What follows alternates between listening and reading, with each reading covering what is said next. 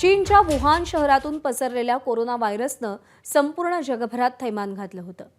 Corona व्हायरसमुळे जगभरातल्या अनेक लोकांचा मृत्यू झाला। दरम्यान आता कोरोनासारख्या आणखी एका व्हायरसनं डोकं वर काढलंय। कोरोनानंतर 5 वर्षांनी चीनमध्ये नवा व्हायरस पसरलाय। चीनमध्ये सध्या ह्यूमन मेटान्यूमो व्हायरस वेगानं पसरतोय। संपूर्ण देशातील रुग्णालयात रुग्णांची गर्दी पाहायला मिळतेय। शिवाय स्मशानभूमीमध्ये मृतदेहांचा खच पडल्याची माहिती आहे। हा व्हायरस लहान मुलं आणि वृद्धांमध्ये वेगानं पसरत असल्याचा दावा केला जातोय। व्हायरसचा वाढता प्रादुर्भाव पाहता अधिकाऱ्यांनी पुन्हा मास्क घालण्याचा सल्ला दिलाय, तर योग्य ती काळजी घेण्याचं आवाहन देखील करण्यात आलंय।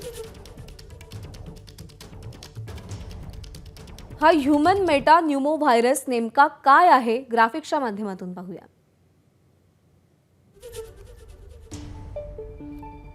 HMPV अर्थात ह्यूमन मेटान्यूमो व्हायरस श्वसन मार्गाने संक्रमित होतो।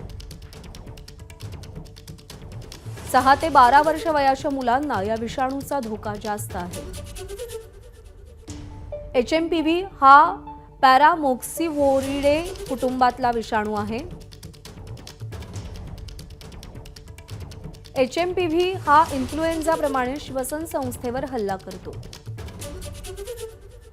2001 मध्ये नेदरलँडमध्ये HMPVचा शोध लागला।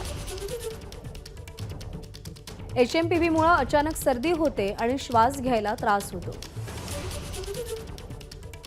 सध्या उत्तर पूर्व आशियाई देशांमध्ये या विषाणूची बाधा झाल्याचे रुग्ण आहेत। HMPV वर अजून लस नाही, पण रिबॅव्हिरिन हे विषाणू प्रतिबंधक औषध उपयुक्त ठरतंय।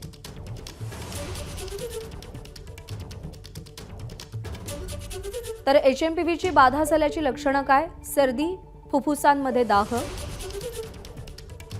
श्वसनाचा त्रास आणि ताप, त्यासोबतच थकवा आणि स्नायुदुखी ही लक्षणं आहेत। एबीपी माझा, उघडा डोळे बघा नीट।